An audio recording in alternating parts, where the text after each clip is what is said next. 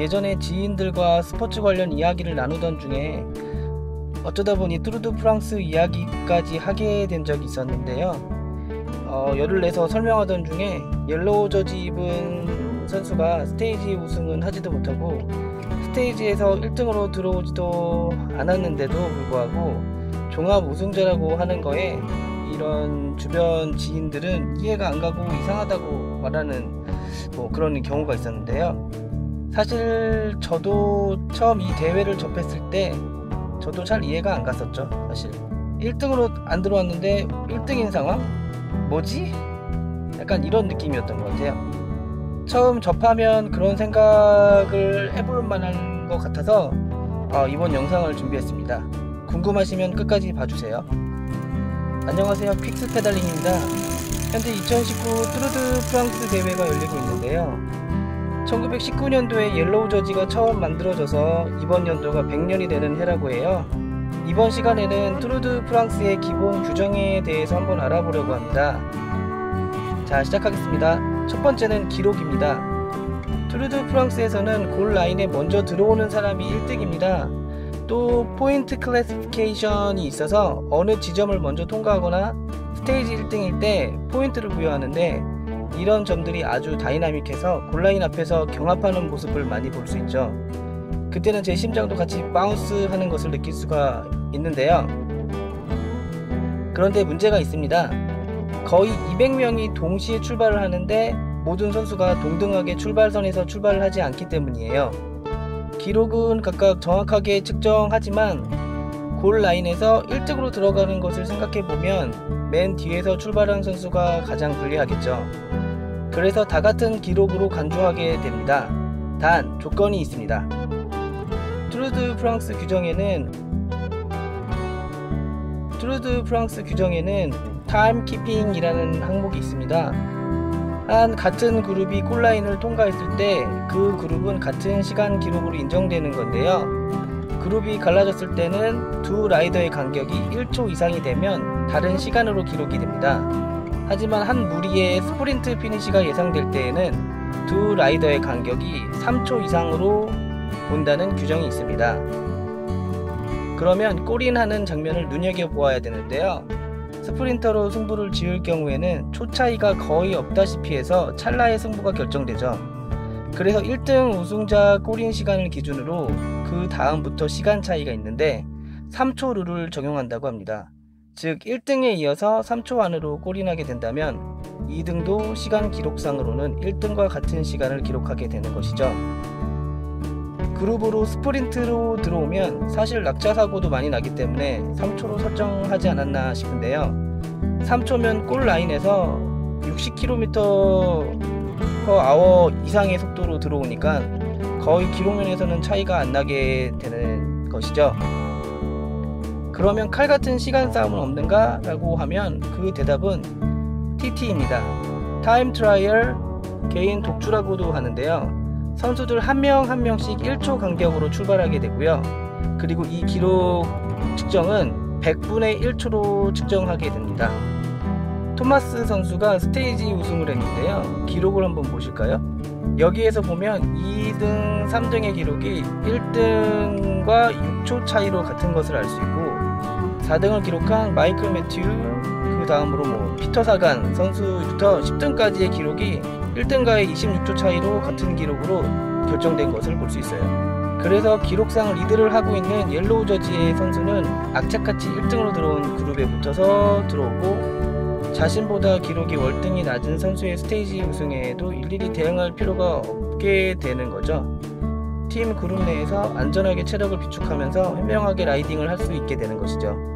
오히려 산악 코스에서 그 GC 컨텐더들의 수싸움이 더 재미있게 되고 거기에다가 선수 혼자 싸움인 타임 트라이얼에서 기록이 좋지 못하게 된다면 종합순위에서 내려갈 수밖에 없으니까 모든 면에 월등해야 옐로우 저지를 입을 수 있는 게 되는 거죠.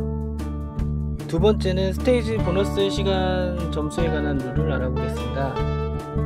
Article 26 타임 보너스에 보면요, 모든 스테이지에서 1등한 선수는 10초, 2등 선수는 6초, 3등은 4초의 보너스 시간을 받게 됩니다. 단 개인 팀 타임 트라이얼은 제외이고요. 그리고 어느 특정 지점이나 어필의 정상을 지나가거나 할 때도 보너스가 있다고 합니다. 여기에선 1등은 8초, 2등은 5초, 3등은 2초의 보너스를 얻게 됩니다. 혹시라도 피니시 라인에 다 와서 낙차에 휘말려 버리면 어떻게 되나요? 라고 물어보신다면 네, 그렇습니다. 세 번째는요, 피니시 라인 직전에서 낙차에 휘말려서 넘어졌을 경우에 대해서 알아보겠습니다. 이것은 골라인 전 3km 전에서 낙차하고 그 피니시 라인을 통과 못할 경우에는 스테이지 한해 꼴등으로 통과된 걸로 인정되고요. 넘어졌을 때 같이 달리고 있던 그 라이더와의 같은 기록으로 인정이 되어집니다. 아마 스프린트로 골인하는 스테이지를 대비한 규정 같고요. 역시 개인 팀 타임 트라이얼 및 타나코스에서도 정상으로 이제 골을 하게 되는 곳이 제외가 된다고 합니다. 네 번째는 이른바 unwritten 룰에 대해서 말해볼까 합니다. 즉, 명문화가 되어 있는 것은 아니지만 라이더들 간에 서로 지키는 전통 같은 거라고나 할까요? 몇 개가 있는데 한번 소개를 해보겠습니다. 마지막 21번째 스테이지는 파리로 돌아와서 평지 코스를 달리다가 파리 샹젤리제 거리를 몇 바퀴를 계속 뺑뺑이로 도는 코스로 이루어져 있는데요. 여기에서는 마지막 공식 스테이지지만 옐로우 저지를 입고 있는 1등 선수를 상대로 다른 GC 라이더들은 어택을 해서 달려나가지 않습니다. 20개 그 직전의 스테이지로 포디움에 올라갈 1등, 2등, 3등이 결정되었고, 물론 마지막 스테이지만 서로 싸우지 않는 것 같습니다. 힘든 21개 스테이지를 이겨냈다는 그런 선수들 간의 자축으로 보면 될 것 같다는 생각이 듭니다. 또 하나는 이것도 옐로우 저지에 관한 것인데요. 옐로우 저지 선수가 기재 고장이나 낙차 등이 발생해서 그게 경쟁 선수들이 알게 됐다면 어택하지 않는 게 불문율인 거죠. 실례로 예전에 2017년 투르 드 프랑스에서 GC 라이더 중 한 명인 파비오 아루 선수가 그 당시 옐로우 저지의 선수가 크리스 프룸이었는데요. 크리스 프룸 선수가 기재 트러블이 있었는데도 불구하고 파비오 아루 선수는 어택을 감행했고, 이것을 다른 선수들이 어택하지 말자고 설득하면서 다시 그룹으로 돌아와서 라이딩을 계속 이어나간 장면이 나온 적이 있었죠. 나중에 리플레이 되는 화면을 보니 그 파비오 아루 선수는 크리스 프룸 뒤에서 달리고 있었고, 크리스 프룸 선수가 손을 들어서 기재 트러블을 표시하자 그걸 눈치채고 어택을 하는 장면이 나와서 비난은 받은 적이 있을 정도였다고 하네요. 하지만 이 unwritten 룰은 중요한 게 이런 것들이 규정으로 정해져 있는 것은 아니고 그 선수들끼리 암묵적으로 지키고 있는 룰 같은 거니까요. 혹이라도 그 당시에 어택한 선수의 잘못이 꼭 있다고 할 수도 없는 것 같습니다. 하지만 그래도 이런 룰은 전통적으로 이어져 내려오고 있으니까 존중될 필요도 있다고 생각됩니다. 다섯 번째로 알아볼 것은요, 유로스포츠 중계를 볼 때 나오는 그런 표현들에 대해서 알아보겠습니다. 프랑스 대회이다 보니까 불어가 자주 나오는데 자주 나온 표현을 한번 짚어보고 가겠습니다. 레이스 선두를 뜻하고요. 주로 브레이크 어웨이를 한 선수들처럼 강력한 파워로 레이스를 특별하게 해주는 그런 경우처럼 앞선 선두를 이렇게 화면에 잡아줄 때 이런 표현이 나옵니다. 메인 그룹의 펠로톤의 후미를 보일 때 많이 나오는 표현입니다.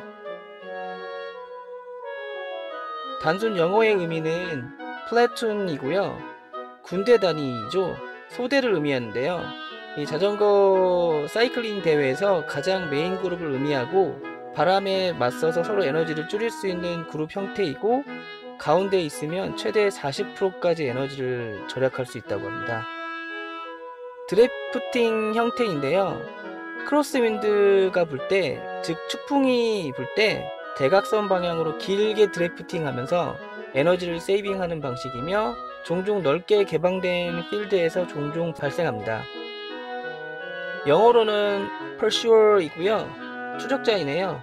선두에서 달리고 있는 그룹을 따라가는 모습에서 많이 나오는 그런 표현이고요.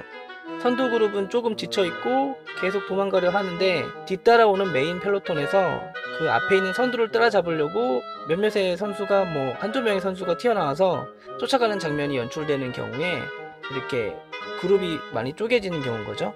그럴 경우에 나오는 표현입니다. 옐로우 저지 그룹을 표현할 때 많이 나오는데요. 거의 메인 펠로톤으로 보면 되고요. 대개는 그린 저지랑 콤 그리고 영 저지까지 같이 있는 경우가 많습니다. 오늘은 이렇게 뚜르드 프랑스의 규정에 대해서 한번 알아보았는데요. 도움이 되었다고 생각되시면 좋아요 버튼 한번 눌러주시고요. 다음 영상으로 또 찾아뵙겠습니다. 구독도 잊지 말아주세요. 퀵스 페달링이었습니다. 감사합니다.